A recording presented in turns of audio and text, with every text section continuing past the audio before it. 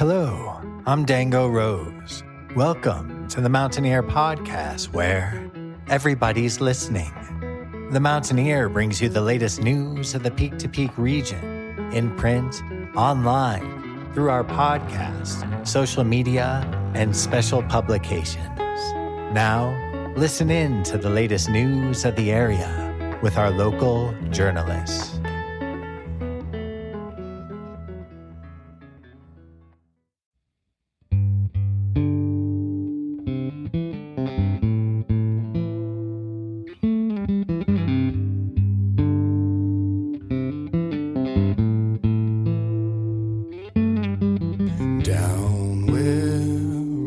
Run through mountains is where I wanna be, far from the city in the valley, hidden away, so I need my bed in the sand. I ran to the hills and into the dark canyon, only to find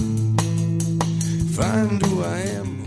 The song that you are currently listening to is called Dark Canyon. It's written and performed by Mark May and included on his debut project, Headwaters, which you can find wherever you get your music. He'll be performing at the Spirit Hound in Lions very soon. Be sure to stay tuned for this episode of Music of the Mountains to learn more about that performance. To learn more about Mark May as a musician, be sure to head to his website at markmaymusic.com. And it brings the river back to life. Keep it warm by the fireside in the cold winter storm. If I'm alone in the wild, I find myself at home. And I find myself at home. Hello there, everybody. My name is Jamie Lammers, and welcome to the Mountaineer Podcast. Today, I'm bringing you another segment of Music of the Mountains, where to be and what to see. If you haven't subscribed to the Mountaineer and you want to support local news from peak to peak, be sure to head to the mtnear.com and click on the subscribe button in the top right corner of our homepage. From there, you'll get full access to our digital archives and scanned copies of our physical newspaper. And you can send a physical subscription to your mailbox or to the mailbox of someone that you love. If you're interested in being involved in the newspaper and or podcast in any way, be sure to contact our editor-in-chief, Barbara Hardt, by emailing info@themountaineer.com, myself by emailing media@themountaineer.com, or frontdesk@themountaineer.com. You can also call us directly at 303-810-5409. And finally, our top story today, brought to you by Brittany Wagner. Our top story today comes from Dave Gibson. Farmers Market wraps up with Harvest Fest. Beginning on Mother's Day, May 11th, there have been 12 Nederland farmers markets this year. The last one, known as Harvest Fest, was held on Sunday, October 5th. It marked nearly 5 months of fresh, healthy food made conveniently available to local mountain residents. Personally, it meant one more opportunity to load up on heirloom tomatoes for BLT sandwiches, and a bag of chips and salsa verde from Tortilla Esmeralda is always on my list. Above all, as always, the farmers market was a relaxing and pleasant place to gather and socialize. For the full story, you can find it in this week's Mountaineer or at themountaineer.com. Thank you, Brittany, for bringing us our top story. And now, let's get into today's Music of the Mountains. Our guest this time around, do you mind introducing yourself real quick? Yeah, my name is Mark, and I'm a local Denver, Colorado singer-songwriter / folkgrass musician. So this is Mark May, and you'll be performing at the Spirit Hound in Lions very soon. Yeah, that's correct. Next Saturday, I think at 6:30, I'll be over at Spirit Hound for my first show there, actually ever. It'll be my first time up in Lions to play a show, so it's exciting. Have you performed in the general area before? You know, I've traveled through, I'm sure. I have never, growing up in Denver, I definitely have been most places around, especially close by, but I don't believe I've ever played a show over there. I've always played in Boulder or Nevada or the Netherlands, but never in Lions, so. So how did you get started in music in the first place? What's been your musical journey so far? That's a good question. Well, I picked up piano at a young age. Just one of my mom's friends overheard me playing and said you should get him into guitar lessons, and that was about 21 years ago, and so I decided that was something I really enjoyed and took it pretty seriously and was playing maybe 6 to 8 hours a day, probably from the ages of like 16 to 24, and then ended up going to school for music and getting my degree in music business from Fort Lewis and Durango, Colorado. And yeah, I think it's been one of those journeys that's taken me to a lot of places I don't think I'd ever go without being a musician, but it really started with grassroots, and it's kind of taking its journey now to hitting a lot of different avenues where venues are reaching out to me rather than me reaching out to venues, and getting callbacks, and the work is actually becoming a lot easier. When I first started, it was me being a door-to-door salesman, and nowadays there's residencies and all sorts of stuff that makes the job a lot easier and more enjoyable. So I believe where things are headed next year, I had a goal. It was funny. My lovely girlfriend, she wanted to do a vision board, and so like in December of last year, we did a vision board, and I was like, this is kind of woo-woo, I'm not all about it. And so I put up your goals and whatever you want. And my 3 goals were to transition into making music full-time career, and then playing 60 shows, and I believe it was to travel a little bit more. And all of those goals have come true. So next year, I think I'm going to have to up my my ante here a little bit and get it up to, maybe we'll go with 75 or 100 shows. But as of right now, we've already hit the 60 shows, which is amazing. And yeah, the style of music is more, I would say it is folk grass, which it's kind of hard to describe, but some of my bigger influences are heavy hitter guitar players that, stand alone without a band. So you have people like John Butler, Ben Howard, Billy Strings, somewhere around, Eric Clapton in that realm. So a lot of fingerstyle guitar, some slide guitar, hand drumming, open tunings, stuff that's going to catch your attention as soon as you walk into it. So I'm getting the impression that you primarily focus on original songs in your shows. How long have you been writing songs for, and what styles have you leaned toward over the years? Yeah, so I do focus on, depending on the show, I will focus on a combination there. But I've been writing songs, I'm sure I wrote the first song when I was like 18 or something. Didn't go anywhere, I've written thousands of songs. But as of right now, I had one album put out about 9-10 years ago, and I have a ton of other material that just hasn't been recorded yet. And as of next year, I will have my second full-length album out. So that's in the process. But yeah, it started when I was much younger, 10, 12 years younger. And the journey, you're your own worst critic. I think it's hard to write songs. So when I do put it on a show, there's a lot of variables. If I'm feeling the crowd, there's a lot more originals. And if it's something that I'm trying to ease my way into, there's a lot more covering other people's music and then sprinkling mine in between, trying to blend it all in. Is there anything that keeps you coming back to the writing process or choosing which songs you want to put in each set list? That's a good question as well. I think that for me, I've always tried to stay authentic, and I haven't had the easiest life, and nor has anyone. So I think for me, it's what can I share in my own life that I can relate. So I've always looked at music as kind of like a therapy. Whether or not I knew it was therapy is just something that I just did to kind of get me out of a funk or allow me to sit in the funk, if that's a different way to look at it too. So yeah, I think that a lot of pretty large experiences have shaped the way that I look at music, or I'll tailor my songwriting. Like for instance, growing up, I didn't have a father around, so there was no father figure. So music was always kind of that father figure, right? I listened to Tupac when I was angry, or Ben Howard when I was like a little bit sad, or Bob Marley when I was happy. Wanted to learn how to be in that realm. So music's always been that kind of like that mental figure, or that father figure that I didn't have. And then when it comes to like other musicians that I'm trying to work on and cover their music or see what they're doing, I'm only doing music I think that is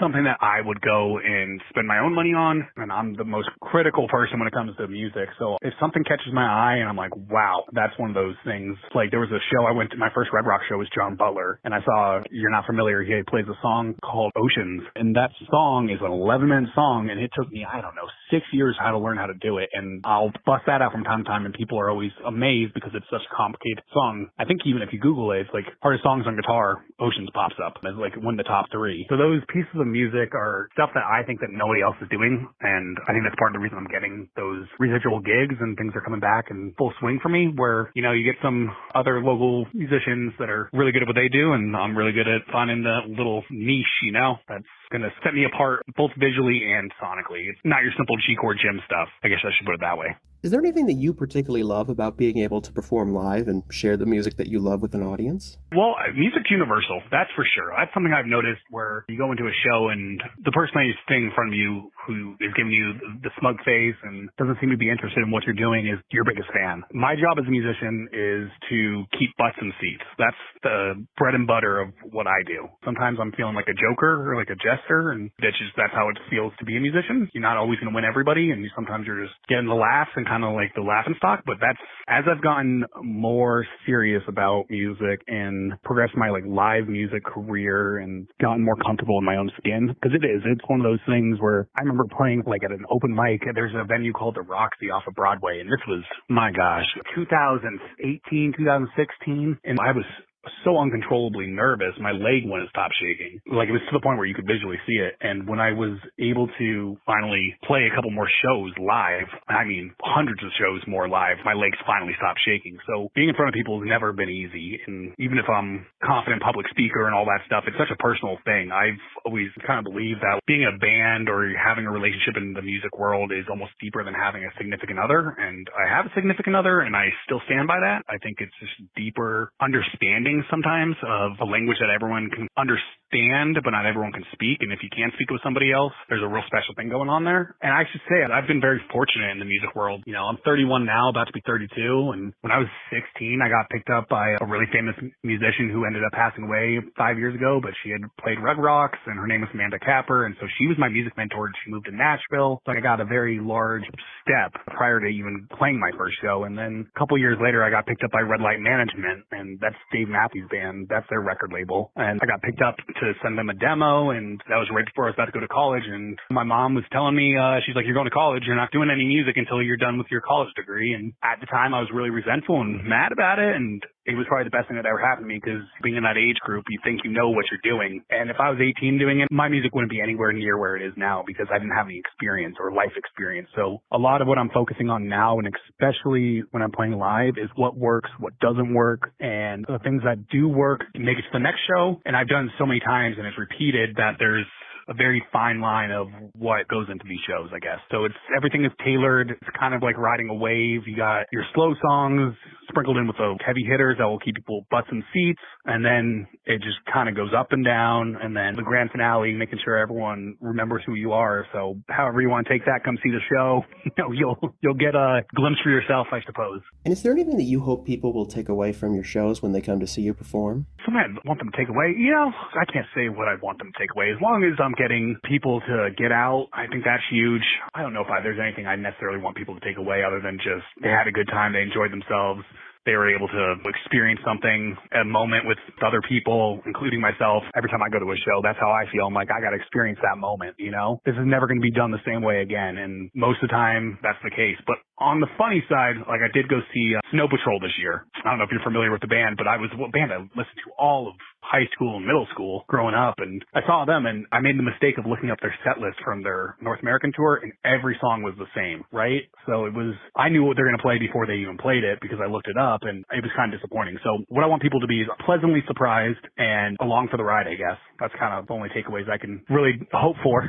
It sounds like you mainly hope to bring enjoyment to the audiences that you perform in front of and keep growing as a musician as a result. Exactly, yeah. And that's a very good way to put it. That's exactly what I'm trying to get accomplished here. Is there anything else in general that you want to add about your musicianship or this upcoming show or other shows or other musical projects? You talked earlier about how you're working on your next album. Yeah, it's been in the works. That's the funny thing about music. I've been working on, I feel like, an album for the last 10 years, and that's just sometimes how it goes. I've had plenty of trial and error, and growth has happened. A lot of growth has happened. So I do have another album coming out. I'm hoping that it comes out next year. That's the plan. It's an expensive process, and it's also very emotionally taxing. It feels good to release it, but it also has that, it's a lot of time process to record it, write it. Like I said earlier, you're your own biggest critic, so you have always this voice in the back of your head, like, it could be this way instead of this way. And sometimes you just gotta sit down and just put it out there and see where it goes. So yeah, early 2026, there will be another album out there. I'm hoping there'll be a full-length album and be recorded professionally at one of the many studios that I've been in contact with. And yeah, I think those are all the big questions I have on my end, unless there's anything else you want to talk about before we wrap up. Not that I can think of. I think 2026 is going to be the turning year. I think the main thing is follow your dreams. I think 3-4 years ago, I was working a full-time job, something I didn't like, and decided it wasn't working for me. And I turned around and took a leap of faith with nothing lined up and was like, I'm going to go pursue this music thing finally. And 4 years later, and things are really kicking off. So I think 2026 is going to be the big year for me, where I think I'm at like 80% of full-time musician right now. So if we can get that up to the 100%, that's the goal. That's where we're at. Hopefully get to Red Rock soon. Get to be a headliner there. So that's the ultimate goal. Thank you so much, Mark, for coming on board and joining us for the podcast. If you want to see Mark May performing live, then be sure to head to the Spirit Hound at 4196 Ute Highway in Lyons on Saturday, November 8th, 2025, starting at 6:30 p.m. To learn more about his projects and keep up with his musical endeavors, be sure to head to his website at markmaymusic.com. Thank you so much, everybody, for tuning in to this episode of Music of the Mountains, Where to Be and What to See, brought to you by the Mountaineer Podcast. This week's Music of the Mountains article ended up becoming my first ever double feature of Music of the Mountains, so I'll be back very soon to cover the other show that I mentioned in that column. In the meantime, if you want to share this episode or others around with whoever you see fit, then be sure to send the link to this episode wherever you're currently listening to this podcast. You can listen to it wherever you get your podcasts: Spotify, Apple Music, YouTube, Podchaser, you name it. You can also access a full archive of our episodes by heading to the Mountaineer Media section of our homepage, or by heading to our podcast's main hub at the mtnearpodcast.buzzsprout.com. Also, on our Mountaineer Media section, you can find us on Facebook and YouTube, and you can find us on Instagram by heading to @mtn.ear. And finally, remember to reach out to media@themountaineer.com, info@themountaineer.com, or frontdesk@themountaineer.com if you're interested in being involved with the newspaper or the podcast. You can also call us directly at 303-810-5409. I'll see you guys next time. Have a great rest of your day.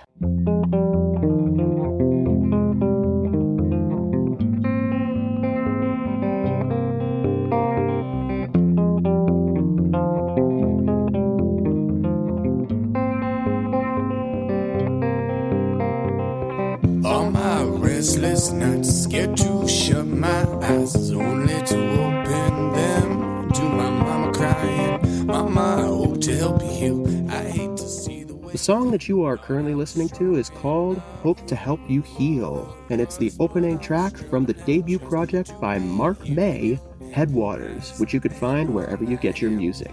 Mark May will be performing at the Spirit Hound in Lyons, located at 4196 Ute Highway, on Saturday, November 8th, 2025, starting at 6:30 p.m.